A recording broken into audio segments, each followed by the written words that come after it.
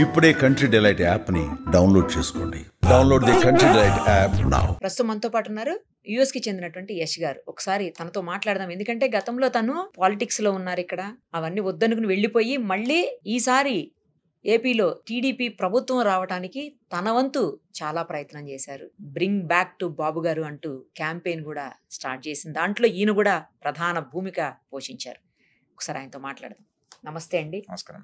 ఏంటి పాలిటిక్స్ అంటే ప్యాషనా, లేకపోతే ఇంట్రెస్టా, లేకపోతే అవే లైఫ్ అనుకున్నారా? స్టార్టింగ్ లో ఎందుకు పాలిటిక్స్ లోకి వచ్చారు అసలు? అంటే స్టూడెంట్ పాలిటిక్స్ లో ఉండేవాళ్ళము. అప్పుడు ఏదో కొంచెం యంగ్ ఏజ్ అవన్నీ ఉండేవి. స్టూడెంట్ పాలిటిక్స్ లో ఉండేవాళ్ళం. కానీ 2004 లో ఎప్పుడైతే తెలుగుదేశం ప్రభుత్వం పోయి రాజశేఖర రెడ్డి వచ్చాడు, రాజశేఖర రెడ్డి వచ్చిన తర్వాత కమ్మ సామాజిక వర్గాన్ని చాలా గట్టిగా టార్గెట్ చేయటము, అందులో మా ఫాదర్ మా గ్రాండ్ ఫాదర్ టీడీపీకి ఎప్పుడు బ్యాక్ ఎండ్ గా ఉండటము, మనకి ఆయిల్ ఇండస్ట్రీస్ ఉండటము, పౌల్ట్రీ ఫార్మ్స్ ఆయిల్ ఇండస్ట్రీస్ కండిపేటలో ఉండటము. సో అక్కడ రెడ్డి సామాజిక వర్గానికి కమ్మ సామాజిక వర్గానికి మళ్ళీ ఇష్యూస్ ఇచ్చి మమ్మల్ని అణగదొక్కే ప్రయత్నము. దానిలో భాగంగా మా ఫాదర్ ని మా గ్రాండ్ ఫాదర్ ని కాకుండా వాళ్ళ పిల్లలు నన్ను కూడా, అప్పుడు నేను యంగ్ స్టూడెంట్ పాలిటిక్స్ లో ఉండడం, నన్ను కూడా నా మీద కూడా ఇబ్బంది పెట్టే ప్రయత్నం చేయడం, నా మీద కేసులు పెట్టే ప్రయత్నం చేయడం, అవన్నీ చేస్తా అనుకుని దరిద్రం ఎందుకు బాబు అని చెప్పి అమెరికా వెళ్ళి అక్కడ స్థిరపడటం జరిగింది.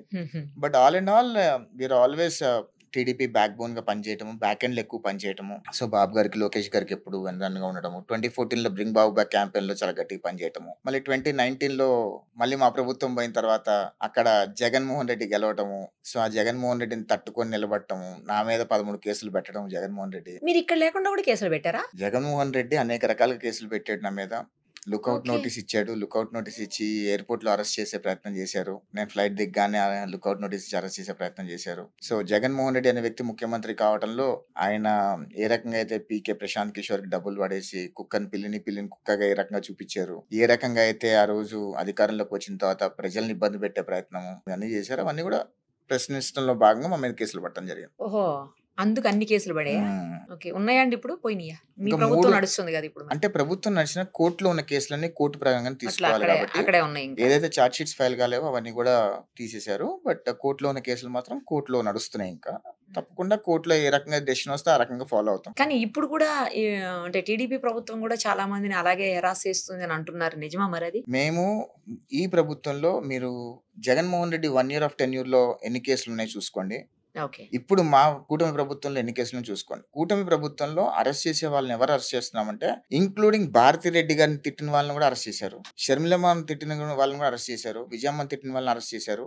అంటే మహిళల్ని ఎవరైతే అసభ్యకరంగా మాట్లాడుతున్నారో ఎవరిని వదిలిపెట్టే ప్రసక్తే లేదు. అదే విధంగా ప్రభుత్వమే పదేగా దుష్ప్రచారం చేసే ప్రయత్నం, విష ప్రచారం చేసే ప్రయత్నం చేసి ఖచ్చితంగా కేసులు పెడతారు. దానిలో ఎటువంటి డౌట్ లేదు. వాస్తవాలు ప్రజలు చెప్పే ప్రయత్నం చేయండి, రాజకీయంగా మీ విమర్శలు చేసే ప్రయత్నం చేయండి. అంతేగాని ఇష్టం వచ్చినట్టుగా నోటికి ఎంత వస్తే అంత పచ్చి అబద్ధాలు చెప్పే ప్రయత్నం చేస్తే ఖచ్చితంగా కేసులు పెట్టే ప్రయత్నం చేస్తారు, కేసులు పెడతారు కూడా. ఎందుకంటే రాష్ట్రంలో అసాంఘిక శక్తులు అనే వాళ్ళు ఉండకూడదు, రాష్ట్రంలో రాజకీయాలు అనేది సరిగ్గా జరగాలి, ఉగ్రవాద రాజకీయం అనేది ఉండకూడదు అనేది ధ్యేయంగా పనిచేసే ప్రయత్నం చేస్తున్నాం.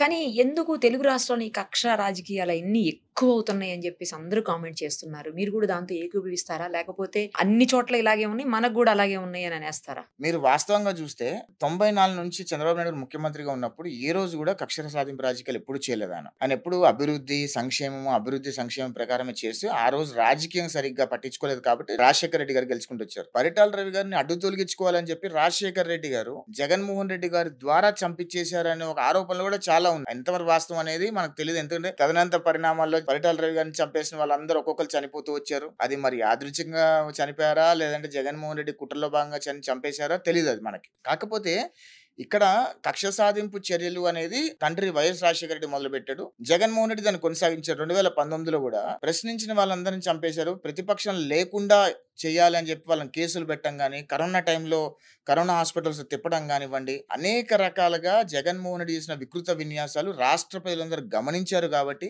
జగన్మోహన్ రెడ్డి ఒకసారి ముఖ్యమంత్రి కాకూడదు. భారతదేశంలో రాజకీయాల్లో ఉగ్రవాదం ప్రవేశపెట్టింది జగన్మోహన్ రెడ్డి. రాజకీయాల్లో ఎప్పుడు కూడా 2019 వరకు రాజకీయాల్లో ఉగ్రవాదం లేదు. జగన్మోహన్ రెడ్డి ఏ రోజైతే ముఖ్యమంత్రి అయ్యాడో ఆ రోజు రాజకీయాల్లో ఉగ్రవాదం ప్రవేశపెట్టాడు. ఆ ఉగ్రవాద రాజకీయాల్లో భాగంగానే ప్రతిపక్ష నాయకులు అందరినీ కూడా ఏరేయటము, ప్రతిపక్ష నాయకులు అణగదొక్కేయటము, వాళ్ళ ఫైనాన్షియల్ బ్యాక్గ్రౌండ్స్ అన్ని అణగదొక్కటము ప్రజలందరూ విట్నెస్ చేశారు. ప్రజలందరూ కూడా ఎలాంటి సమాధానం చెప్పారు 2024 ఎలక్షన్స్ లో మనం చూసాం. 2024 ఎలక్షన్ టైంలో మొత్తం అంతా అంటే ఎవరైతే ఎన్ఆర్ఐస్ ఉన్నారో ఇక్కడ ముఖ్యంగా ఏపీ నుంచి ఆ చుట్టుపక్కల రాజధాని చుట్టుపక్కల నుంచి వెళ్ళిన ఎవరైతే ఉన్నారో వాళ్ళందరూ కూడా చాలా పని కట్టుకొని మరి టీడీపీ రావడానికి చాలా కష్టపడ్డారు, చాలా కృషి చేశారు అని అంటారు. నిజమా అది? 100% నిజమండి.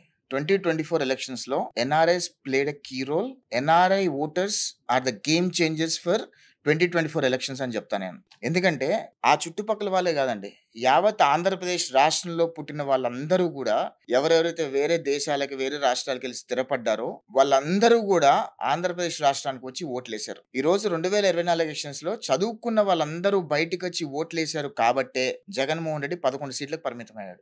మీ అందరికీ ఓట్స్ ఉన్నాయా అండి? ఇంకా స్టిల్ ఉన్నాయి అందరికి?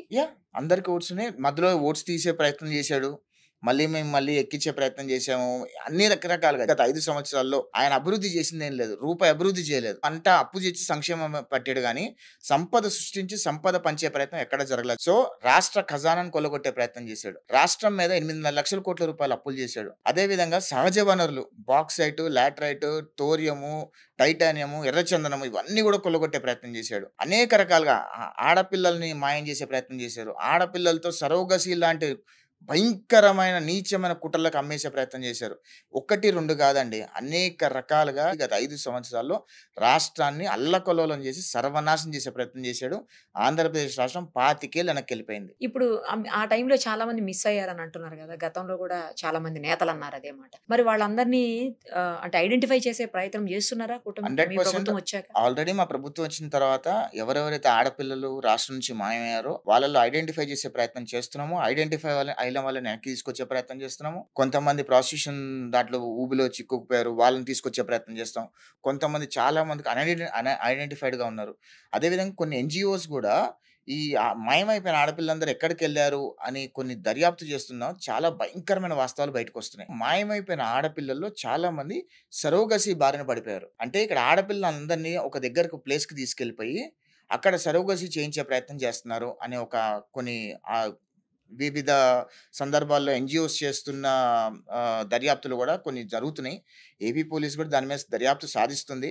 ఆ ఇష్యూస్ అన్ని కూడా పర్ఫెక్ట్గా ఒక కేసు ఎస్టాబ్లిష్ చేసి ఏ రకంగా అయితే వాస్తవాలన్నీ ప్రజలు చెప్పే ప్రయత్నం అతి త్వరలోనే జరుగుతుంది. అమ్మాయిలను మిస్ అయిన విషయంలో చాలా భయంకరమైన వాస్తవాలు అతి త్వరలో బయటకు రాబోతాయి. జరుగుతుంది అయితే చాలా పెద్ద ఇన్వెస్టిగేషన్ జరుగుతుంది దాని మీద. దాని గురించి వాస్తవాలన్నీ కూడా ఫ్యాక్ట్స్ అన్ని ఎస్టాబ్లిష్ అయిన తర్వాత గత 5 సంవత్సరాల్లో మాయమైపోయిన అమ్మాయిలు ఎక్కడ వెళ్ళారు, ఎక్కడ కూరుకుపోయారు, ఎక్కడ బలైపోయారు, ఎక్కడ ఇరుక్కుపోయారు, ఇవన్నీ కూడా ఫ్యాక్చువల్ ఎవిడెన్సెస్ తో కేసు ఎస్టాబ్లిష్ చేసి పోలీసులు భయంకరమైన వాస్తవాలు అతి త్వరలో బయట పెట్టబోతున్నారు. మీకు సరోగసిది ఒకటే చెప్పాను, అమ్మాయిల స్కిన్ తీసి కూడా స్కిన్ ప్యాచింగ్స్ దగ్గర నుంచి అనేక రకాలుగా భయంకరమైన వాస్తవాలు కూడా అతి త్వరలోనే బయటకు రాబోతున్నాయి. నేను కొన్ని ఎగ్జాంపుల్స్ మాత్రమే చెప్తున్నా, వాస్తవాలన్నీ అతి త్వరలో బయటకు రాబోతాయి. అయితే చాలా బిగ్ సెన్సేషన్ అవుతుంది. చాలా పెద్ద సెన్సేషన్. లిక్కర్ స్కామ్ కంటే 100 రెట్లు భయంకరమైన డేంజరస్ స్కామ్ అది. ఎవరో చాలా మంది ఇన్వాల్వ్ అయి ఉండాలి. పెద్ద రాజకీయ నాయకులు ఇన్వాల్వ్ అయి ఉన్నారు, మంత్రులు ఇన్వాల్వ్ అయి ఉన్నారు, గత ప్రభుత్వంలో మంత్రులు ఇన్వాల్వ్ అయి ఉన్నారు. వాళ్ళందరూ కూడా ఖచ్చితంగా ఈ ఫ్యాక్ట్స్ అన్ని ఎవిడెన్సెస్ అన్ని కూడా బయటికి తీసుకొచ్చి వాళ్ళని శిక్షించే ప్రయత్నము, రాష్ట్ర ప్రజలకు వాస్తవాలు చెప్పే ప్రయత్నం కూడా చేస్తాం. రైట్. ఈ 1 year దాటిపోయింది ఈ ప్రభుత్వం వచ్చి. ఈ 1 year లో కూడా ఏం పెద్దగా అభివృద్ధి జరగలేదు, ఏది ఎలా ఉందో అలాగే ఉన్నాయి, ఏం పెద్ద మార్పులు చేర్పులు ఏం జరగలేదు అని చెప్పేసి ప్రతిపక్షం ఆరోపిస్తున్నటువంటి పరిస్థితి ఉంది. మీరు ఎలా దాన్ని? నేను ఒక విషయం చెప్తానండి.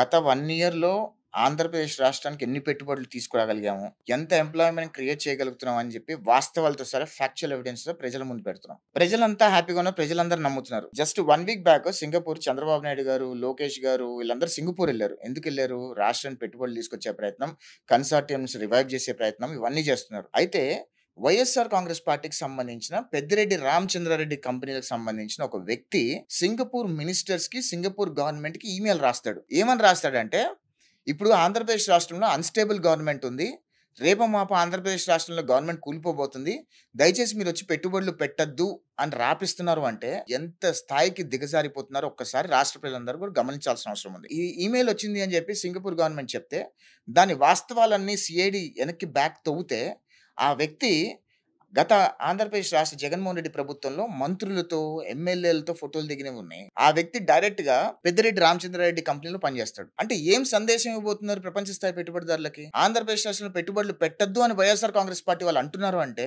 వైఎస్ఆర్ కాంగ్రెస్ పార్టీ వాళ్ళు ఆంధ్రప్రదేశ్ రాష్ట్రానికి ఎంత ద్రోహం చేస్తున్నారు అనేది ప్రజలందరూ కూడా చూస్తున్నారు. 2014 నుంచి 2019 వరకు ఆనాటి చంద్రబాబు నాయుడు గారు ప్రపంచ స్థాయి పెట్టుబడిదారులందరూ ఆంధ్రప్రదేశ్ రాష్ట్రాన్ని తీసుకొచ్చే ప్రయత్నం చేస్తుంటే ఆ రోజు కూడా వైఎస్ఆర్ కాంగ్రెస్ పార్టీ వాళ్ళు ఇన్వెస్టర్స్ కి చాలా మంది ఈమెయిల్ రాసి రాష్ట్రంలో పెట్టుబడులు పెట్టద్దు, ఇది ఆంధ్రప్రదేశ్ రాష్ట్రంలో స్టేబుల్ గవర్నమెంట్ లేదు, డెమోక్రసీ లేదు, శాంతి భద్రతలు లేవు అని చెప్పి అబద్ధాలు అవాస్తవాలు చెప్పే ప్రయత్నం చేస్తుంటే పెట్టుబడిదారులకు ఏ సంకేతం వెళ్తుంది? అంటే అవాస్తవాలు చెప్తే ఏమొస్తుంది? ఎందుకు మీరు ఒక విషయం చూస్తే 94లో చంద్రబాబు నాయుడు ముఖ్యమంత్రి అయిన తర్వాత ఆయన వేసిన ఫౌండేషన్ అంతా కూడా తర్వాత వచ్చిన ముఖ్యమంత్రులందరూ కూడా కొనసాగించారు. విడిపోయిన తెలంగాణ రాష్ట్రాన్ని కూడా కేసీఆర్ గారు కూడా శరవేగంగా తీసుకెళ్లారు. వాటిలన్నింటిని కూడా ఇంకా ఎక్కువ అభివృద్ధి చేసే ప్రయత్నం చేశారు. ఎక్కడా కూడా ఆపే ప్రయత్నం చేయాల. ఆ రోజు చంద్రబాబు నాయుడు గారు 94లో వేసిన ఫౌండేషన్ విజన్ 2020 ఈరోజు సైబరాబాద్ అలోన్ 60% ఆఫ్ ద రెవెన్యూని యావత్ తెలంగాణ రాష్ట్రానికి పంప్ చేస్తుంది అని అంటే ఆ రోజు విజన్ 2020 ఎంత అద్భుతంగా చంద్రబాబు నాయుడు గారు చేశారు. దాన్ని వచ్చిన ముఖ్యమంత్రులు అందరూ కంటిన్యూ చేశారు కదా. మరి 2014లో చంద్రబాబు నాయుడు గారు ముఖ్యమంత్రి అయిన తర్వాత ఆయన క్యాపిటల్ సిటీ కానివ్వండి, ఆయన వేసిన కంపెనీస్ కానివ్వండి తీసుకొచ్చి అవన్నీ కంటిన్యూ చేయించుంటే ఈరోజు ఆంధ్రప్రదేశ్ రాష్ట్రం రెవెన్యూ వచ్చి ఉండేది కదా. అప్పులు చేసే ప్రయత్నం చేసేవాళ్ళు కాదు కదా. జగన్మోహన్ రెడ్డి వచ్చిన తర్వాత కంపెనీని ఎల్లగొట్టేయటము, రాష్ట్ర రాజధానిని ఆపేయటము, ఇవన్నీ చేయటం వల్ల ఎవరికి నష్టము? రాష్ట్రమే నష్టపోయింది కదా. సో ఇప్పుడు మరి అంటే ఇవన్నీ మీరు జనాలకు చెప్పగలుగుతున్నారు కదా, అర్థమవుతుంది కదా. అలాంటప్పుడు పెట్టుబడులకు కావచ్చు లేకపోతే అభివృద్ధికి కావచ్చు ఎలాంటి ఆటంకం ఉండదేమో కదా. డెఫినెట్ గా ప్రజలందరికి కూడా వాస్తవాలతో సహా చెప్పే ప్రయత్నం చేస్తున్నాము. ఈరోజు లోకేష్ బాబు గారు క్వాంటమ్ వ్యాలీ అనే ఒక ప్రోడక్ట్ తీసుకొచ్చి ఈరోజు ఆంధ్రప్రదేశ్ రాష్ట్రంలో పెట్టడానికి కేంద్ర ప్రభుత్వాన్ని ఒప్పించి India's quantum valleys in Andhra Pradesh అని అంటే ఎంత అద్భుతంగా అది రేపు ఫలితాలు ఇవ్వబోతుంది అనేది ఐ కెన్ జస్ట్ ఇమాజిన్. ఆనాడు సైబరాబాద్ అనేది ఏ రకంగా అయితే సృష్టించి పెట్టారో, ఏ రకంగా అయితే ఫలితాలు ఇచ్చారో, క్వాంటమ్ వ్యాలీ అనేది సైబరాబాద్ కంటే 10x అండ్ అబోవ్ ప్రోడక్ట్స్ ఇవ్వబోతున్నాయి, ఫలితాలు ఇవ్వబోతున్నాయి. అదేవిధంగా క్వాంటమ్ వ్యాలీ వల్ల ఆంధ్రప్రదేశ్ రాష్ట్రానికి ఏం ఉపయోగం, ప్రజలకు ఏం ఉపయోగం అనేది స్పష్టంగా మేము విడమర్చి చెప్పే ప్రయత్నం చేస్తున్నాం. వివిధ సందర్భాల్లో ఎక్కడికి వెళ్ళినా సరే, ఏ ప్లాట్ఫామ్ చూసుకున్నా మేము ఆంధ్రప్రదేశ్ రాష్ట్రంలో చంద్రబాబు నాయుడు గారు ఏం పెట్టుబడులు తీసుకొస్తున్నారు, ఆ పెట్టుబడుల వల్ల ఎన్ని ఉపయోగాలు కలుగుతున్నాయి, ఎంత ఎంప్లాయ్మెంట్ జనరేట్ అవుతుంది అనే విషయాలు కూడా ప్రజలందరూ కూడా వినమర్చి చెప్పే ప్రయత్నం చేస్తున్నాం. ప్రజలందరూ హ్యాపీగా ఉన్నారండి. ప్రజల్లో ఎటువంటి బెషిసాలు లేవు, ప్రజల్లో ఎటువంటి అపనమ్మకాలు లేవు. కానీ జగన్మోహన్ రెడ్డి ఏంటంటే విషం చిమ్మే ప్రయత్నం చేస్తున్నాడు. జగన్మోహన్ రెడ్డి రాజకీయం ఎలా ఉంటుంది అంటే అన్ని అవాస్తవాలు, అబద్ధాలన్నీ కూడా నిజాలుగా చిత్రీకరించే ప్రయత్నంలో భాగంగానే జగన్మోహన్ రెడ్డి రాజకీయం ఉంటుంది. ఆ రాజకీయం కూడా ఖచ్చితంగా ప్రజలకు పసిగట్టారు, గమనించారు. మళ్ళీ 2029 ఎలక్షన్స్లో ప్రజలే డిసైడ్ చేస్తారు ఎవరికి అధికారం కట్టబెట్టాలని. అప్పుడు ప్రజలు ఏ డెసిషన్ ఇస్తారని జగన్మోహన్ రెడ్డికి చెంపపెడుతూ సమాధానంగా ఉంటుందని నేను కూడా భావిస్తున్నాను. అసలు ఇప్పటికే చాలా డ్యామేజ్ చేసేసారు రాష్ట్రానికి. నెక్స్ట్ ఎలక్షన్ ఎట్టి పరిస్థితుల్లో కూడా టీడీపీ రాదు అని చెప్పేసి వాళ్ళు మాట్లాడుతున్నారు కదా. గత 5 సంవత్సరాల పరిపాలనలో రాష్ట్రాన్ని ఎంత డ్యామేజ్ చేశారో ప్రజలు విట్నెస్ చేశారు. మేము వచ్చిన తర్వాత వ్యవస్థలన్నీ కూడా సెట్ చేసి మళ్ళీ ఆ వ్యవస్థల్ని గాడిలో పెట్టి ఈరోజు పోయిన పెట్టుబడులన్నీ కూడా వెనక్కి తిరిగి తీసుకొచ్చే ప్రయత్నము, అదేవిధంగా ప్రపంచ స్థాయి పెట్టుబడిదారులందరూ కూడా ఆంధ్రప్రదేశ్ రాష్ట్రాన్ని ఆకర్షించే ప్రయత్నము. ఈరోజు ఆ ప్రపంచంలో పెట్టుబడిదారులందరూ ఆంధ్రప్రదేశ్ రాష్ట్రం వైపు మళ్ళీ ఎందుకు చూస్తున్నారు అంటే కూడా టీసీఎస్కి రూపాయికి ఎకరం ఇవ్వడం అనేది ప్రపంచంలో పెట్టుబడిదారులందరినీ ఆకట్టుకుంది. అదేవిధంగా క్వాంటమ్ వ్యాలీ అనేది ఈరోజు ఆంధ్రప్రదేశ్ రాష్ట్రం, ఇండియాస్ క్వాంటమ్ వ్యాలీ అనేది ఈరోజు ఆంధ్రప్రదేశ్ రాష్ట్రంలో ఉందంటే మొత్తం యావత్ ప్రపంచం కూడా ఆంధ్రప్రదేశ్ రాష్ట్రం వైపు చూస్తుంది ఏం జరుగుతుంది అనేది. అనేక రకాలుగా కూడా ఈరోజు చంద్రబాబు నాయుడు గారు ఏ పెట్టుబడిదారులకు వెళ్ళినా కానీ వాళ్ళందరూ చెప్పేది ఒకటే, వాళ్ళు కూడా అడుగుతున్నారు. ఈరోజు పొలిటికల్ స్టెబిలిటీ మళ్ళీ జగన్మోహన్ రెడ్డి వస్తే ఆంధ్రప్రదేశ్ రాష్ట్రాన్ని డ్యామేజ్ చేస్తారు కదా, మరి పరిస్థితి ఏంటి, జగన్మోహన్ రెడ్డి రాడని మీరు ఎట్లా గ్యారంటీ ఇవ్వగలుగుతున్నారని అడుగుతున్నారు. ఈరోజు ఒకటే ఒక మాట నేను చెప్పదలుచుకున్నా, ఆంధ్రప్రదేశ్ రాష్ట్ర ప్రజలందరికీ కూడా జగన్మోహన్ రెడ్డి ఉగ్రవాద రాజకీయం ఎంత భయంకరంగా ఉంటుందో స్పష్టంగా తెలుసుకున్నారు కాబట్టి జగన్మోహన్ రెడ్డిని ఓడించారు. రాష్ట్ర ప్రజలు ఎవ్వరూ కూడా జగన్మోహన్ రెడ్డిని ఇంకొకసారి నమ్మే అవకాశం లేదు. జగన్మోహన్ రెడ్డి జీవితంలో ముఖ్యమంత్రి కాలేడు. ఏంటండి అంత ఏమంటారు, జ్యోతిష్యులు చెప్పినట్టు చెప్పేస్తున్నారు. అంటే వాస్తవం ప్రజలందరూ గమనించారు కదా. ఇప్పుడు కూడా పులివెందుల ఎమ్మెల్యే హోదాలోనే ఉన్నాడు. ఆయన కనీసం ప్రతిపక్ష హోదా కూడా లేదు ఆయనకి. అయినా సరే అంత అంగు ఆర్పాటలు, ఒక విగ్రహానికి దండేయడానికి 30,000 మందికి 500 రూపాయలకి ఒక మనిషికి ఇచ్చి తీసుకొచ్చే అవసరం ఏముండింది? మీరు ఒక విషయం చెప్తానండి, భారతదేశ చరిత్రలో ఏ రాజకీయ నాయకుడైనా సరే డ్రగ్ డీలర్లు కానీ, రేపిస్టులు కానీ, అదేవిధంగా కిడ్నాపర్లు కానీ, రౌడీ షీటర్లు జోలికి వెళ్ళొద్దు, వాళ్ళకి కనీసం సెల్ఫీలు కూడా ఇవ్వద్దు అని అనుకుంటారు కదా. కానీ మొట్టమొదటిసారి భారతదేశ రాజకీయాల్లో ఒక మాజీ ముఖ్యమంత్రిగా పనిచేసిన వ్యక్తి డ్రగ్ డీలర్లను సపోర్ట్ చేస్తున్నాడు, రేపిస్టులను సపోర్ట్ చేస్తున్నాడు, పిక్ పాకెట్లను సపోర్ట్ చేస్తున్నాడు, రౌడీ షీటర్లను సపోర్ట్ చేస్తున్నాడు. వీళ్ళందరూ జైలుకి వెళ్తే వాళ్ళ కుటుంబాలను పరామర్శించడానికి జగన్మోహన్ రెడ్డి వెళ్తున్నాడు. అంటే ఏం సందేశం ఇస్తున్నారు ఆంధ్రప్రదేశ్ రాష్ట్రంలో? జగన్మోహన్ రెడ్డి ఏం చెప్తున్నాడంటే, మా కార్యకర్తలందరూ కూడా నియోజకవర్గానికి 4 మండలాలు ఉంటాయి, 4 మండలాలకి ఒక్కొక్క మండలానికి 2 వర్కింగ్ ప్రెసిడెంట్లు ఉండాలి. అంటే నియోజకవర్గానికి 8 మంది యాంటీ సోషల్ ఎలిమెంట్స్గా తయారు చేసే ప్రయత్నం చేస్తున్నాడు ఈరోజు. ఆంధ్రప్రదేశ్ రాష్ట్ర ప్రజలందరూ కూడా ఒకసారి గమనిస్తున్నారు. నియోజకవర్గానికి 8 మంది యాంటీ సోషల్ ఎలిమెంట్స్ తయారు చేసే ప్రయత్నం చేస్తుంటే 170 నియోజకవర్గాలు ఇంటూ 8 యాంటీ సోషల్ ఎలిమెంట్స్ తయారు చేసి మీరు ఆంధ్రప్రదేశ్ రాష్ట్ర ప్రజల మీద గుసుగొల్పే ప్రయత్నం చేస్తున్నారని ప్రజలందరూ అడుగుతున్నారు. ఆయన ప్రెస్ మీట్లలో బూతులు మాట్లాడుతున్నాడు. నిన్న ప్రెస్ మీట్లో ఏం చెప్తాడండి? అసలు ఇప్పుడు చంద్రబాబు నాయుడు గారు, పెద్దిరెడ్డి గారు, ఈ ఇష్యూ ఎందుకు వచ్చింది అసలు? ఈ లిక్కర్ స్కామ్ లో మిథున్ రెడ్డి అరెస్ట్ అయ్యాడండి. అవును, ఈ లిక్కర్ స్కామ్ లో మిథున్ రెడ్డి చాలా కీలక పాత్ర పోషించాడు. మిథున్ రెడ్డి మేజర్ గా బ్యారియర్ గా ఉండి ఈ డబ్బులన్నీ తీసుకొచ్చి భారతి గారికి ఇచ్చే అవకాశం ఉండేది. రీసెంట్ గా కూడా నేను అసలు డిస్కషన్ ఎందుకు వచ్చే ముందు కూడా ఒక విషయం చెప్తాను మీకు. రీసెంట్ గా జగన్మోహన్ రెడ్డి గారు, భారతి రెడ్డి గారు గవర్నర్ గారి దగ్గరికి వెళ్ళారు. ఎందుకు వెళ్ళారు ఏమైనా ఐడియా ఉంది ఎవరికన్నా? వాస్తవం చెప్తాను మీకు నేను. అసలుకి లిక్కర్ స్కామ్ మొత్తం కూడా భారతి రెడ్డి గారు మెడకు చుట్టుకుంటుంది ఇదంతా. ఎందుకంటే భారతి రెడ్డి గారికి డబ్బులు చేరేశారని చెప్పి సిఐడి ఇన్వెస్టిగేషన్ లో చాలా క్లియర్ గా ఉంది దానిలో. సో ఇది భారతి రెడ్డి గారు మెడకు చుట్టుకోబోతుంది. సో భారతి రెడ్డి గారిని అరెస్ట్ చేస్తే గనక జగన్ తట్టుకోలేడు అసలుకి. ఎందుకంటే ఇప్పుడు గవర్నర్ గారి ద్వారా కేంద్ర ప్రభుత్వానికి ఏం రాయబారం పంపిస్తాడని నేనేమనుకుంటున్నానంటే, ఈ లిక్కర్ స్కామ్ లో నన్ను అరెస్ట్ చేయండి కానీ భారతి రెడ్డి గారిని మాత్రం టచ్ చేయొద్దు అనే రాయబారం కేంద్ర ప్రభుత్వాన్ని పంపించే ప్రయత్నం చేస్తున్నాడు ఇక్కడ. సో ఆ రాయబారం నడపడం కోసమే ఇద్దరు కలిసి గవర్నర్ గారి దగ్గరికి వెళ్ళారు. భారతి రెడ్డి గారు, జగన్మోహన్ రెడ్డి గారు గవర్నర్ గారి దగ్గరికి వెళ్ళిన విషయం అందరికి తెలిసిన విషయమే. అక్కడ లోపల ఏం జరిగిందని నేను వాస్తవంతో చెప్పే ప్రయత్నం చేస్తున్నాను. ఆ ఊహ ప్రకారం ఊహించి చెప్తున్నారా? ఊహించి కాదు, ఇదే జరగబోతుంది. 13 సంవత్సరాలుగా ఏకైక భారతదేశంలో ఒకే ఒక వ్యక్తి బెయిల్ మీద ఉన్న వ్యక్తి ఎవరండి? జగన్మోహన్ రెడ్డి. అదే ఒక సామాన్య పౌరుడు 1,00,000 కోట్ల రూపాయలు, 10,000 కోట్ల రూపాయలు దొబ్బేస్తే ఆయనకు 13 సంవత్సరాలుగా బెయిల్ మీద ఉండే ఆ వెసులుబాటు ఇవ్వగలుగుతారు ఎవరన్నా? అంటే ఏ రకంగా మేనేజ్మెంట్ స్కిల్లో జగన్మోహన్ రెడ్డి డబ్బు పడేస్తే ఏదైనా చేయొచ్చు అని అనుకోవడంలో జగన్మోహన్ రెడ్డి బలంగా నమ్ముతాడు. డబ్బుతో దేన్నైనా కొనొచ్చు. అంటే ఇప్పుడు అక్కడ ఉన్నది అగైనెస్ట్ ప్రభుత్వమే. సేమ్ సెంటర్ లో కూడా మీతో పాటు ఉన్నటువంటి కూటమిలో ఉన్నటువంటి భాగమైనటువంటి ప్రభుత్వమే ఉంది. ఎగ్జామ్ నేను అదే చెప్తున్నా. అంటే నేను బీజేపీ ప్రభుత్వము కావాలంటే వాళ్ళు చర్యలు తీసుకోవచ్చు కదా. అంటే బీజేపీ ప్రభుత్వం జగన్మోహన్ రెడ్డికి అనుకూలంగా కూడా ఒకసారి పనిచేశారు. మాకు గతంలో మాకు వ్యతిరేకంగా కూడా ఒకసారి పనిచేశారు. ఎంత మిత్రపక్షమైనా రాజకీయంలో డబ్బు ప్లేస్ కీ రోల్ అంటా నేను బలంగా నమ్ముతా. అది రాజకీయంలో డబ్బుతో ఏమైనా చేయొచ్చు అని నేను బలంగా నమ్ముతా. ఓపెన్ స్టేట్మెంట్, అది నాకేం మొహమాటం ఏం లేదు. అదే విధంగా ఈ రోజు మిథున్ రెడ్డి అరెస్ట్ అవడంతో పెద్దిరెడ్డి రామచంద్రారెడ్డి వాళ్ళ అబ్బాయి కాబట్టి ఈ రోజు జగన్మోహన్ రెడ్డి అరెస్ట్ చేశారు. కక్ష ఏం లేదు, అక్కడ ఉన్న ఫ్యాక్ట్స్ అవి. ఆయన జగన్మోహన్ రెడ్డి ముఖ్యమంత్రిగా ఉన్నప్పుడు చంద్రబాబు నాయుడు ఇంటికి గేట్లు తాళ్లు కట్టాడు. లోకేష్ ని కనీసం బయటికి కూడా తిరగలేము లేదు. చంద్రబాబు నాయుడు గారిని ఎక్కడ కనీసం అక్కడ వస్తామంటే కూడా తిరగనిచ్చే ప్రయత్నం చేయలేదు. యువగలం పాదయాత్ర చేసుకుని స్టూలు మైకులు కూడా లాగేసుకున్నారు. అది కక్ష సాధింపు చర్య. అంటే మేము ఈ రోజు వైఎస్ఆర్ కాంగ్రెస్ పార్టీ వాళ్ళు స్వేచ్ఛగా బయట తిరుగుతున్నారంటే ఎక్కడ కక్ష సాధింపు చర్యలు చేయట్లేదు. మేము కక్ష సాధింపు చర్యలు చెయ్యాలి అని అనుకుంటే రోజా, పెద్దిరెడ్డి రామచంద్రారెడ్డి, మిథున్ రెడ్డి, జగన్మోహన్ రెడ్డి, పేరు నాని, ఈ సో కాల్డ్ ఎవరైతే ప్రెస్ ముందుకు వచ్చి మాట్లాడుతున్నారో వాళ్ళెవ్వరూ కూడా బయటకు వచ్చి కనీసం మాట్లాడలేరు. ఈ రోజు కొడాలి నాని కూడా ఆయన ఏమైంది, ఒక టాబ్లెట్ వేసుకొని తిరుగుతున్నాడు, ఐప్యాడ్ ఏదో పెట్టుకొని తిరుగుతున్నాడు. ఏం చెప్తున్నాడు? నాకు గుండెపోటు ఉందని. రెడ్ బుక్ చూస్తే కొడాలి నాని గుండెపోటు వచ్చింది. అధికారం అడ్డు పెట్టుకొని విచ్చలవిడిగా మాట్లాడాడు కొడాలి నాని. కొడాలి నాని అరెస్ట్ చేసి లోపలంటే 2 నిమిషాల పని. కాకపోతే హెల్త్ ఇష్యూస్ ఉన్నాయి కదా, హెల్త్ సార్ట్ అవుట్ అయిన తర్వాత చేద్దాం అనుకుంటున్నారు ఏమో, కానీ కనీసం మానవతంతో ఈ రోజు కూటమి ప్రభుత్వం ప్రవర్తిస్తుంది.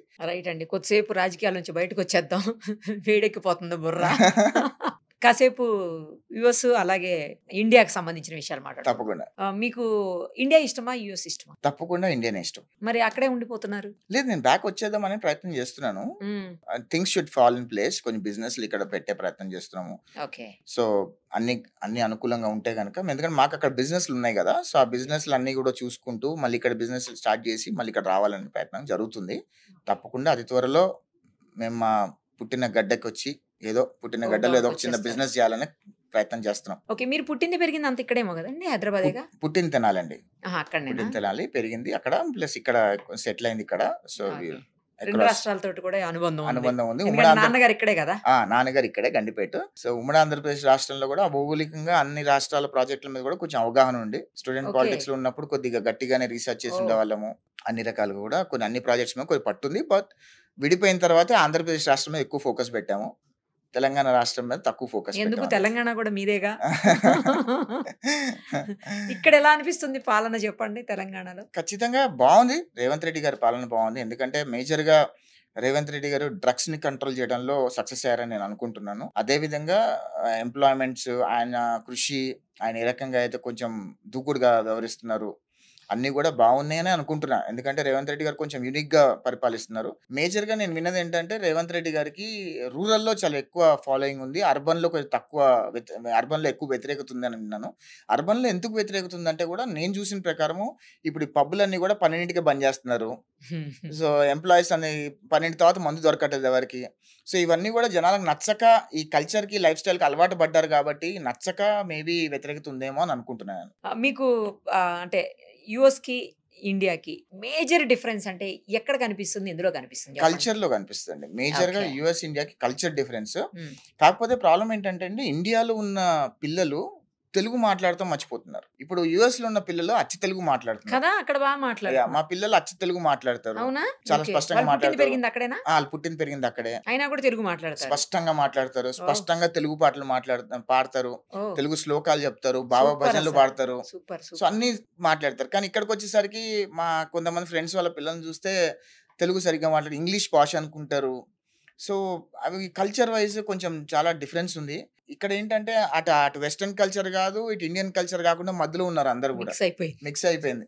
అది ఏ కల్చర్ అర్థం కాదు. అది వెస్టర్న్ కల్చర్ కొంచెం బెటర్ గానే ఉంటుంది, ఇండియన్ కల్చర్ బెటర్ గానే ఉంటుంది, మధ్యలో ఉన్న కల్చర్ చాలా వరస్ట్ గా తయారైంది. మేజర్ అదే మీకు డిఫరెన్స్ అనిపిస్తుంది.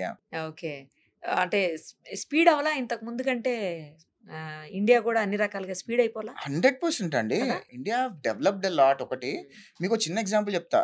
ఇండియాలో డిజిటల్ కరెన్సీ గురించి మాట్లాడినప్పుడు బయట ప్రపంచ దేశాలన్నీ కూడా ఇండియా డిజిటల్ కరెన్సీని అడాప్ట్ చేసుకోవటమా, అంత సీన్ ఉందా ఇండియాకి? ఇండియాలో అందరు లే మ్యాన్స్ అని అన్నారు, చదువుకొని వాళ్ళు ఎక్కువ మంది ఉన్నారు అన్నారు. ఈ రోజు వరల్డ్ లో మేజర్ గా డిజిటల్ కరెన్సీ వాడేది ఇండియానే. ఇండియాని డిజిటల్ కరెన్సీని చాలా గట్టిగా అడాప్ట్ చేసుకున్నారు. ఆఖరి మీరు చూస్తే అడుక్కునే వాడి దగ్గర కూడా పేటిఎం ఉంది. అయ్యో అవును, స్కానర్ పెట్టేస్తున్నారు. సో డిజిటల్ కరెన్సీని ఎంత అద్భుతంగా ఇండియా అడాప్ట్ చేసుకుంది అంటానికి బెస్ట్ ఎగ్జాంపుల్. ఈ రోజు కరెన్సీ మన జేబులో నోట్లు అనేది చాలా తక్కువైపోయింది. నేను కూడా అసలుకి ఇక్కడికి వస్తే డబ్బులు క్యాష్ పెట్టుకొని అసలుకి మన ఫోన్ పే ఉంది, ఫోన్ పే ఏదైనా ఫోన్ పే ద్వారా చేసేస్తాం. అంత బ్యూటిఫుల్ గా డిజిటల్ కరెన్సీలో అంత అడాప్ట్ చేసుకుని that's best example how we can. అంటే భౌగోళికంగా ఇండియాలో చాలా ఎక్కువ టాలెంట్ ఉందండి. ఇండియాలో చాలా ఎక్కువగా యంగ్స్టర్స్ ఉన్నారు. ఈరోజు చైనాలో పిన్ టు టో తయారు చేస్తున్నారు. చైనాలో దొరకందంటూ లేదు. అదే సత్తా మన ఇండియాకు కూడా ఉంది. ఎందుకు మన ఇండియా అంత ఫాస్ట్ గా కాలేకపోతుంది, స్పీడ్ ఎందుకు అందుకోలేకపోతుంది అంటే కేంద్ర ప్రభుత్వం, రాష్ట్ర ప్రభుత్వాలకు కూడా వెన్ను తట్టి వాళ్ళందరికీ కూడా మహిళలకి ఇప్పుడు మనకి ఏ రకంగా అయితే మనం క్లాతింగ్ లో కానివ్వండి, ఇట్లా డిజైనర్ వేర్ లో కానివ్వండి, ఏ రకంగా అయితే మనం ప్రోత్సహించడం అనేది మొదలు పెడితే ఖచ్చితంగా మన ఇండియా కూడా చైనా కంటే నెంబర్ 1లో ఉంటుంది. కానీ మా ఇండియన్ గవర్నమెంట్లో కొద్దిగా పొలిటీషియన్స్ అనేవాళ్ళు సరిగ్గా లేరు. కాబట్టి నేను అదే చెప్తుంటా, చదువుకున్న వాళ్ళందరూ బయటకు వచ్చి ఓట్లేస్తే సరైన పొలిటీషియన్స్ వస్తారు. సరైన పొలిటీషియన్స్ వస్తే మన ఇండియా కూడా డెవలపింగ్ కంట్రీగా ఉండకుండా డెవలప్డ్ కంట్రీగా అవుతుంది. సో మన అందరం కూడా చదువుకున్న వాళ్ళు ఇప్పుడు ఏమవుతారంటే హాలిడే వచ్చింది అనుకోండి ఓటేమని శుభ్రంగా సినిమాలకి షికార్లకు తిరుగుతారు, వచ్చి ఓట్లేదు. పాలిటిక్స్ పట్ల అసలు నేనేమంటానంటేనండి, నేను బలంగా కోరుకునేది, ఇక్కడ నేను అమెరికా పాలిటిక్స్ చూసాను, ఇక్కడ ఇండియా పాలిటిక్స్ చూసాను కదా, మీకేం డిఫరెన్స్ తెలుసు? నేను చెప్తాను. నేను బలంగా ఒకటే కోరుకుంటా, నరేంద్ర మోదీ గారికి ఇండియన్ ఎలక్షన్ కమిషన్ ఆఫ్ ఇండియాకి ఒక సూచన చేద్దాం అనుకుంటున్నాను. ఏంటంటే ఈ ఓటర్ ఐడికి ఆధార్ కార్డు, ఇన్కమ్ ట్యాక్స్ అనుసంధానం చేయాలి. అనుసంధానం చేసి ఎవరెవరైతే ఓటు వేయలేదో వాళ్ళకి ట్యాక్స్ బ్రాకెట్ 100% పెంచాలి. ట్యాక్స్ బ్రాకెట్ 100% పెంచాలి. ఇప్పుడు సచ్చినట్టు ప్రతి ఒక్కరు ఓటర్ ఐడి ఉన్నోడల్లా ట్యాక్స్ ఐడి ఉన్న ఓటేస్తాడు కదా. సో అదేమవుతుంది, ఇండియన్ ఎకానమీకి, ఇండియా యాజ్ అ కంట్రీకి డెవలప్ అవుతుంది, హెల్ప్ అవుతుంది కూడా. అప్పుడు తీసుకోవడం మానేస్తారేమోనండి. ఏంటిది? Voter ID. ఓటర్ ఐడి కాదు, ట్యాక్స్ ఐడి ఉంటే ఖచ్చితంగా ఓటర్ ఐడి ఉండాలి కదా. ఈ 3 అనుసంధానమే ఉండాలి. Tax ID, pan card, Aadhaar card, voter ID card, ఈ 3 అనుసంధానమే ఉండాలి. ఈ 3టికి ఒకటే నెంబర్ ఉండాలి. ఈ 3టికి ఒకటే నెంబర్ ఉంటే ఏమవుద్దంటే రేపు ఎవడన్నా వచ్చి ఓటేలేదు అనుకోండి, ఖచ్చితంగా ట్యాక్స్ బ్రాకెట్ పెంచేశారనుకోండి, చచ్చినట్టు వచ్చి ఓటేస్తాడు వాడు మళ్ళీ. సో చదువుకున్నాడు వచ్చి ఓటేస్తే సరైన నాయకులు బయటకు వస్తారు. 100% ఓటింగ్ 100% ఓటింగ్ ఉంటుంది. సో ఈ చేంజ్ అనేది ఇండియన్ గవర్నమెంట్ తీసుకురాగలిగితే ఆంధ్రప్రదేశే కాదు, మన ఇండియా మొత్తం కూడా స్పష్టంగా డెవలప్డ్ కంట్రీ కింద చైనాతో కంపీట్ చేస్తూ, అమెరికాతో కంపీట్ చేస్తూ నెంబర్ 1 ఎకానమీగా తీర్చిదిద్దుతారు అనేది నమ్మకంగా బలంగా నమ్ముతాను. మీకు అక్కడ పాలిటిక్స్ కి ఇక్కడ పాలిటిక్స్ కి ఏం డిఫరెన్స్ కనిపిస్తుంది? అక్కడ పాలిటిక్స్ ఏంటంటే డబ్బులు ఉండే, అక్కడ పాలిటిక్స్ లో ఉన్నా కానీ హై లెవెల్లో ఉంటాయి డబ్బులు. ఇక్కడ పాలిటిక్స్ లో ఏంటంటే ప్రాబ్లం ఏంటంటే చదువుకున్నాడు వచ్చి బయట కొట్టాడు కదా, ఈ లేబర్ వీళ్ళందరూ ఉంటారు కదా, చిన్న చిన్న కూలి పని చేసిన వాళ్ళు కొంచెం లాయల్ గా ఉంటారు. వాళ్ళు ఎలా లాయల్ గా ఉంటారంటే, ఇప్పుడు మీరు ఒక పార్టీ 2000 ఇచ్చింది అనుకోండి, ఇంకో పార్టీ 3000 ఇచ్చింది అనుకోండి, 3000 ఇచ్చిన పార్టీకే ఓటేస్తారు. ఈ 2000 ఇచ్చిన పార్టీ నాయకుడు మంచోడైనా, 3000 ఇచ్చిన పార్టీ నాయకుడు చెడ్డోడైనా, ఈ 3000 ఇచ్చిన పార్టీ న్యాయంగా మళ్ళీ న్యాయంగా 3000 ఇచ్చారు కదా అని చెప్పి 3000 కూడా ఓటేస్తారు. సో అంత దరిద్రంగా ఉంది కథ. American politics Indian politics difference ఏంటంటే, అక్కడ ఎడ్యుకేటెడ్ ఓటర్స్ అందరూ బయటకు వచ్చి ఓటేస్తారు కాబట్టి రైట్ పీపుల్ రైట్ లీడర్స్ని ఎన్నుకుంటారు. ఇక్కడ ఏంటంటే ఎడ్యుకేటెడ్ పీపుల్ బయటకు వచ్చి ఓటేరు కాబట్టి రైట్ పీపుల్ రైట్ లీడర్స్ని ఎన్నుకొని, రైట్ లీడర్స్ రాకపోవడం వల్ల ఇంకా ఇండియా కూడా డెవలపింగ్ కంట్రీగానే ఉంటుందని నా అభిప్రాయం. మీరు ఇందాక అన్నారు చూడండి, యూత్ రావాలి పాలిటిక్స్ లో కానీ. అవును. కానీ ఇప్పుడు జరుగుతున్నటువంటి పరిణామాల దృష్టినో లేకపోతే ఈ అసెంబ్లీలో చూడడము, పార్లమెంట్లో చూడడం, ఇవన్నీ ప్రతి అసెంబ్లీలో ఏదో ఒక ఇష్యూ అవుతూనే ఉంటుంది. ప్రతి అసెంబ్లీలో కొట్టుకుంటున్నారు, దారుణమైనటువంటి మాటలు మాట్లాడుకుంటారు.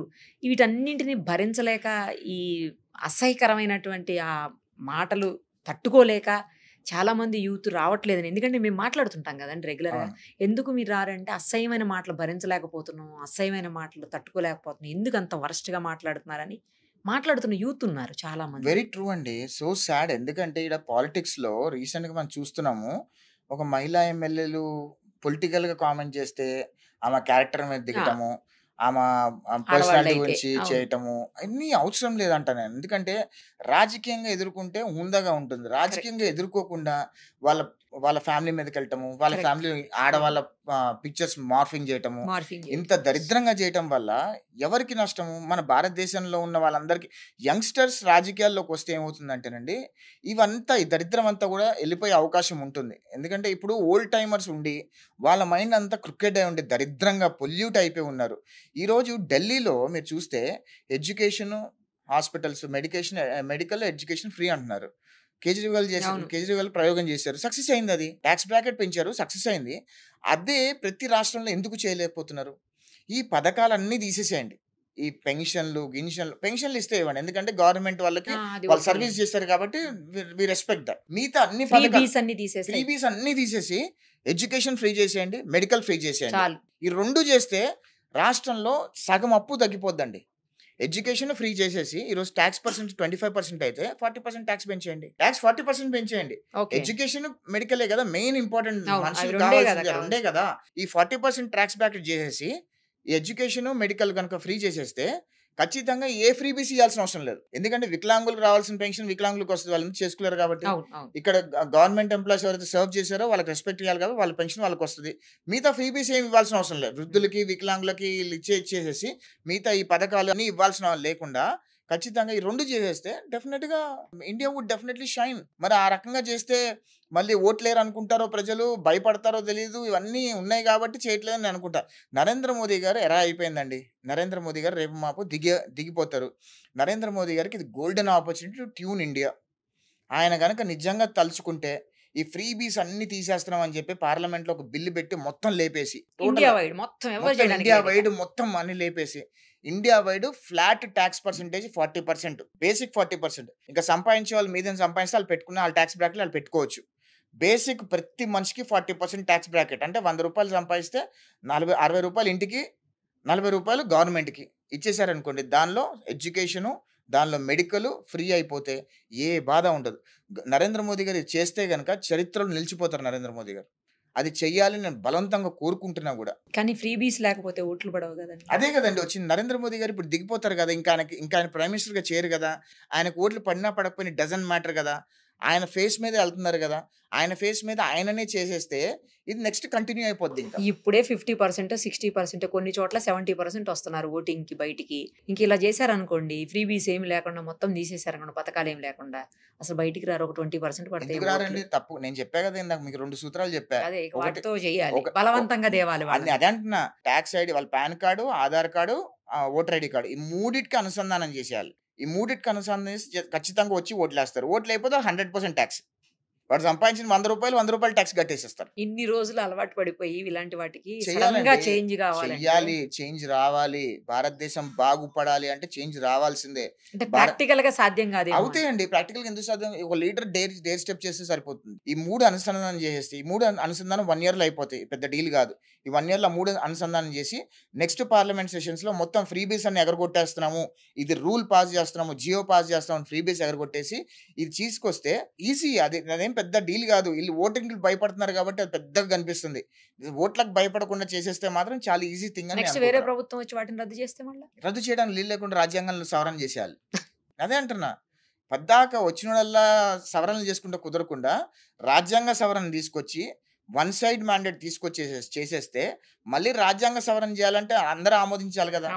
సో అదంతా అంత అయ్యే పని కాదు కాబట్టి ఫుల్ మ్యాండేట్ ఉంది కాబట్టి చేసేస్తే బెటర్. మళ్ళీ నెక్స్ట్ గవర్నమెంట్లో ఫుల్ మ్యాండేట్ వస్తుందో రాదో తెలియదు. ఫుల్ మ్యాండేట్ వచ్చినప్పుడు చూసుకుందాం. అది ఇప్పుడు ఇలా ఫుల్ మ్యాండేట్ ఉంది కాబట్టి రాజ్యాంగ సవరణ చేసేసి ఈ 2 సూత్రాలు పాటించేస్తే భారతదేశం డెవలప్డ్ కంట్రీగా మిగులుతుందని బలంగా నమ్ముతున్నా. మీరు ఎలాగే వెనక్కి వచ్చేస్తానంటున్నారు కదా ఇండియాకి, హోమ్ ప్లేస్ కి, హోమ్ టౌన్ కి వచ్చేస్తానంటున్నారు కదా. మీరు నించుంటారా ఈసారి ఎలక్షన్స్ లో? మరి మా బాబు గారు అవకాశం ఇస్తే, ఇక్కడ నుంచి పోటీ చేయండి అవకాశం ఇస్తే తప్పకుండా నిలబడతా. తప్పకుండా నా నియోజకవర్గాన్ని ఒక రోల్ మోడల్ నియోజకవర్గాన్ని తీర్చిదిద్దే ప్రయత్నం చేస్తా. That's for sure 100%. అంటే మీరు టెక్నికల్ గా చూసుకుంటే మీది ఎక్కడ అవుతుంది కదా, టీఎస్ అవుతుంది తెలంగాణ. ఆంధ్రాలో తెలంగాణ కదా, నాకు ఆంధ్రాలో ఓటు ఉంది. ఓ మీకు ఆంధ్రాలోనే నేను ఆంధ్రాలో ఓటు ఉంది.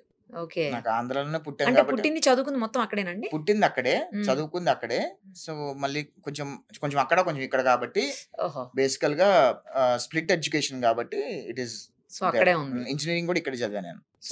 ఓట్ అయితే అక్కడే ఉంది. ఓట్ అక్కడే ఉంది. ఆయన అక్కడ నుంచి ఉంటే అక్కడ నుంచి ఉంటారా? బాబు గారు ఒకవేళ మాకు అవకాశం ఇచ్చి పోటీ చేయాలంటే ఖచ్చితంగా పోటీ చేస్తాం. పోటీ చేసామంటే కనుక బంపర్ మెజారిటీతో గెలుస్తాం, అది మాత్రం షూర్. ఎందుకంటే నాకు నియోజకవర్గం అంటే 175 నియోజకవర్గాలు కొద్ది గ్రౌండ్ వర్క్ గట్టిగానే చేసుకుని ఉన్నాం. ఎందుకంటే ఎక్కడెక్కడ ఏముంది అని చేస్తాం కదా, బ్యాక్ అండ్ వర్క్ లో చేస్తాము. సో ఏ నియోజకవర్గం ఇచ్చినా ఆ నియోజకవర్గం లూప్ పోల్స్ ఆ నియోజకవర్గంలో ఉన్నాయని తెలుసు. మనకి ఈజీగా సాల్వ్ చేయడం, ఈజీగా కనెక్ట్ అవ్వడం ఈజీ అవుతుంది. సో డెఫినెట్ గా పోటీ అయితే 100% చేస్తా. ఒకవేళ పోటీ అవకాశం వస్తే కనుక బంపర్ మెజారిటీతో గెలుస్తా. నా నియోజకవర్గాన్ని ఒక రోల్ మోడల్ గా తీర్చిద్దే ప్రయత్నం అయితే కష్టపడతా. ఇప్పుడు మీరు చెప్పారు కదా ఇందాక, ఫ్రీబీస్ అన్ని ఇవ్వకూడదు, అసలు ఏమీ డబ్బులు ఇవ్వకుండా మంచి నిజాయితీగా చేయాలి ఎలక్షన్ అని చెప్పేసి. సో అలాగే చేస్తారా మరి మీరు? అంటే భారతదేశ వ్యాప్తంగా అది ఉంటే అలా చేస్తా. భారతదేశ వ్యాప్తంగా లేకపోతే నేను ఒక్కడిని ఆర్డమైన ఉంటే నేను ఓడిపోతా కదా. వాస్తవం మాట్లాడుకోవాలి మనం. ఇప్పుడు నేను డబ్బులు ఇవ్వలేదు అనుకోండి, మళ్ళీ వైసీపీ వచ్చి డబ్బులు ఇచ్చాడు అనుకోండి, ఆడే గెలుస్తాడు ఎట్లన్నా. సో ఇవన్నీ జరిగేవి. నేను అదే అంటున్నా, అది రాష్ట్రంలోగా చేంజ్ రావాల్సింది. నేషనల్ లో చేంజ్ వస్తే మొత్తం కంట్రీ వైడ్ అప్లై అవుతుంది. అది ఆ కంట్రీ వైడ్ అప్లై అవుతే అప్పుడు ఖచ్చితంగా ఎవడు డబ్బులు పెట్టడానికి ఉండదు కదా. అదే ఇంకా అప్పుడు అది రూల్ కదా, రూల్ కదా. అది బయటకు వచ్చి ఓటేయాలి, ఎవడో కొడుకు ఓటేయాలి. అంతే, నువ్వు ఎవడో ఒకటికి ఓటేయాల్సిందే. అది ఎవరికి వేస్తావు అనేది నీ ఇష్టం. అది సచ్చినట్టు ఓటేయాలి కాబట్టి డబ్బులు ఇవ్వాల్సిన అవసరం లేదు. దేనికన్నా వేయాలి. సో డబ్బులు ఇవ్వాల్సిన అవసరం ఉండదు. నువ్వు ఎవరికో ఒకటి ఓటేయడానికి సచ్చినట్టు వస్తావు కాబట్టి నీ కర్మ. నువ్వు మంచోడు ఎంచుకుంటావా చెడ్డోడు ఎంచుకుంటే మీ కర్మ. అది లేదు, నోటాకేస్తావా, అంతే. రైట్ అండి, ఆల్ ది వెరీ బెస్ట్. తప్పకుండా మీలాంటి వాళ్ళు, అంటే వాట్ ఐ మీన్ యూత్ రాజకీయాల్లోకి రావాలి అని చెప్పేసి బలంగా నేను కూడా ఎప్పుడు నమ్ముతుంటాను. తప్పకుండా రావాలండి మీలాంటి వాళ్ళు, ప్రజలకు సేవ చేయాలి. Thank you so much. Suman టీవీలో మీ పర్సనల్ అండ్ బిజినెస్ ప్రమోషన్స్ కోసం కింది నెంబర్కి కాంటాక్ట్ చేయండి.